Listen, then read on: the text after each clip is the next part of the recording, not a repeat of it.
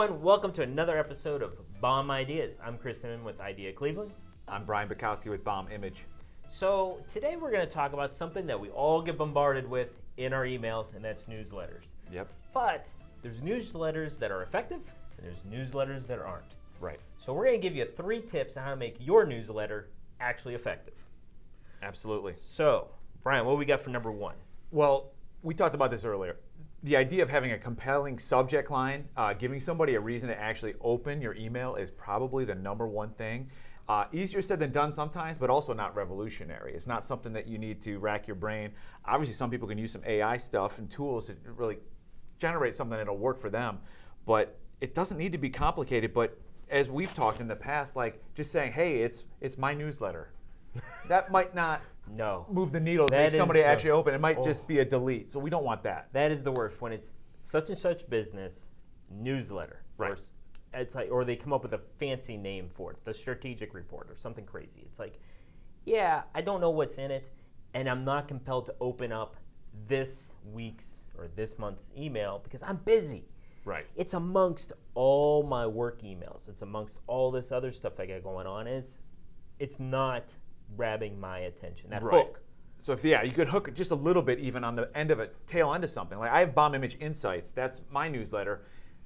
I'm more talk about what's happening, why you'd want to open it. I'll say, hey, check me out on LinkedIn because I'm doing this live event, or hey, this is a new tool that I've found, or give somebody something to sink their teeth into. And another way to do that too is in that preview text that, as you can see especially on mobile, when you look underneath the subject, there's a certain number of characters that you can utilize to say, hey, yeah, here's why. A lot of people use emojis in there to try and catch attention. Again, if you can catch attention and then grab somebody with a hook of something that matters to them, it's going to make a huge difference. You can personalize in there too. Oh, absolutely. Yes. There's no doubt about that. So there's a lot you can do from personalization to, again, making it really matter to that person. Or again, if it's segmented in a proper way, making sure people get the right information for them. And you're not talking about apples when somebody wants oranges. Correct.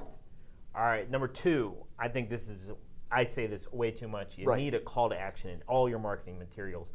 And I get too many newsletters that you go through and you're like, oh, that's some great information and nothing to do at the end.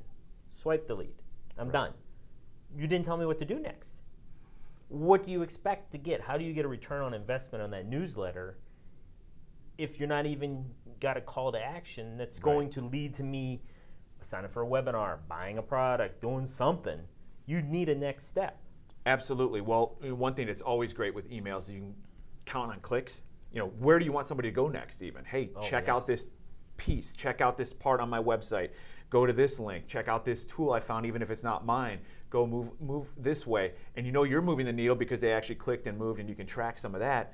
I think furthermore, the bigger thing is you can actually track success of your actual email. Okay, they opened it. Did they really? We know that opens don't always mean somebody opened it and read it. But if they got to the bottom, or there is a call to action, or if there is one even above the fold inside the email, you can at least know that, hey, if they opened it, did they actually take an action?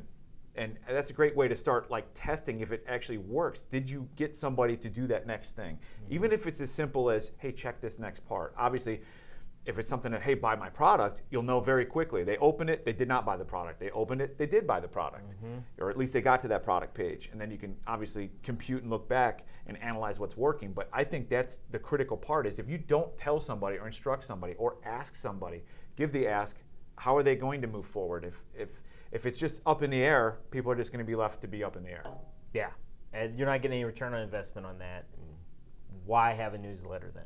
Correct. If it's not to grow your business, what's the point? Right. All right, the last thing we got here is test and analyze.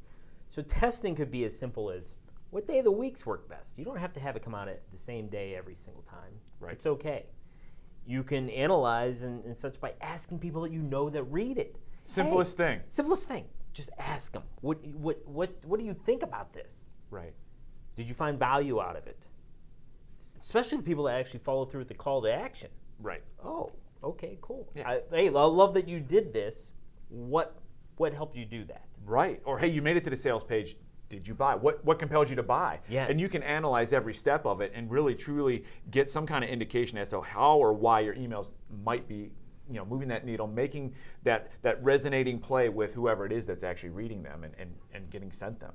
Correct. If you got just a paragraph about a long form video that you're trying to send people to your website, is there people that actually follow through with that and go to the website?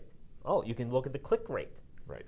Oh, okay, people are watching these videos. Oh, when I talk about this subject matter, these last 3, oh man, the click rate has gone up over 50%. When I talk about this subject, I get 2 clicks if I'm lucky out of the 500 people I send it to. Stop talking about that one subject then. Analyze that, look at the data, and then move forward on things that are working for you. Absolutely. I couldn't agree more. All right. You have any additional ideas on emails? As we said in the beginning, I think the biggest part of this is trying to make something compelling that's interesting, something that matters to your audience, whatever that is. And I think shorter and sweeter the better. Too many are too long, didn't read, or just all I see is words. Obviously, intermix video, whether it's animated GIFs, whatever, to make sure that you can show a video that people could go to, imagery.